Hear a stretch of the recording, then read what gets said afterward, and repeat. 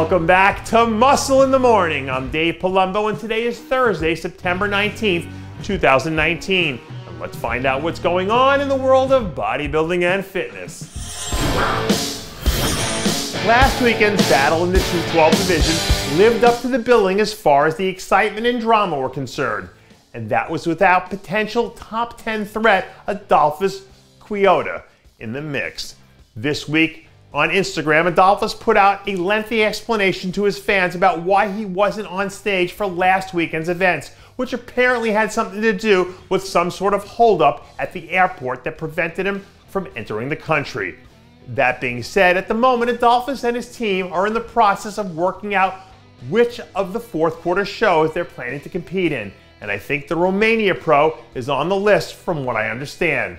Whatever the case may be, this guy is a tremendous talent who deserves a shot to compete with the best.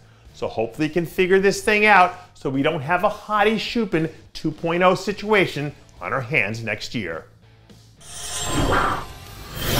One of the other noticeable scratches in last weekend's men's open lineup was Nathan Asha, who most people viewed as a top 5 or 6 threat heading into the show. For a lot of reasons we won't go into here, Nathan decided it was in his best interest not to compete.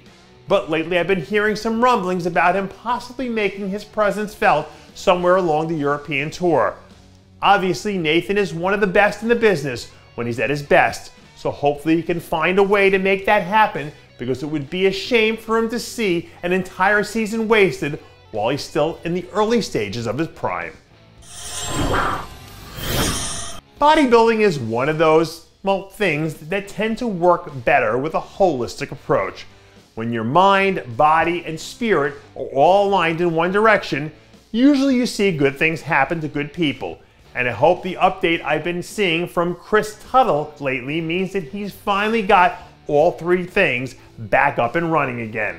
After taking a few years off to deal with a whole series of bumps and bruises, word on the street is that Chris is 7 weeks out from making a comeback at the Legion Sports Festival. My understanding is that Chris is planning to compete as a 212 athlete, where I'm sure he'll be bringing his A game in the conditioning department. Chris has always been a cerebral guy, and I'm sure that he probably knows that these next few weeks are already very important to map out. And personally, I'd love to see him go out there and do well, because it's better for bodybuilding to have guys like him out there making waves. Every once in a while, you spot a guy in the off season and make a mental note to put him on your watch list. And for me, at least right now, Samson Dauda is one of my watch list guys. A few days ago, Team Dauda released new updates of the second-year pro, who seems to be taking advantage of his off-season program so far. Dauda made some waves this summer in a loaded Chicago pro lineup that featured some really high-level guys. So if he figures out how to add some more depth and detail to his look, this guy could be a very dangerous person next season. Sometimes when you're an athlete, luck and opportunity play a much bigger role than most people like to admit. But I'm sure at this point in his prep, Kevin Ford wouldn't mind a little lady luck to open up a few doors for him. The classic physique standout is knee-deep in prep for his first show of the season, which looks like it'll be the first annual Battle of Texas this December.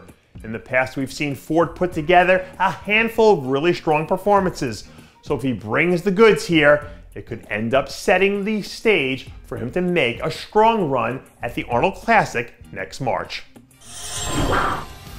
And that does it for yet another edition of Muscle in the Morning. I'm Dave Palumbo, reminding you to always be true to your passions, and make sure to follow us on Facebook, Twitter, and Instagram.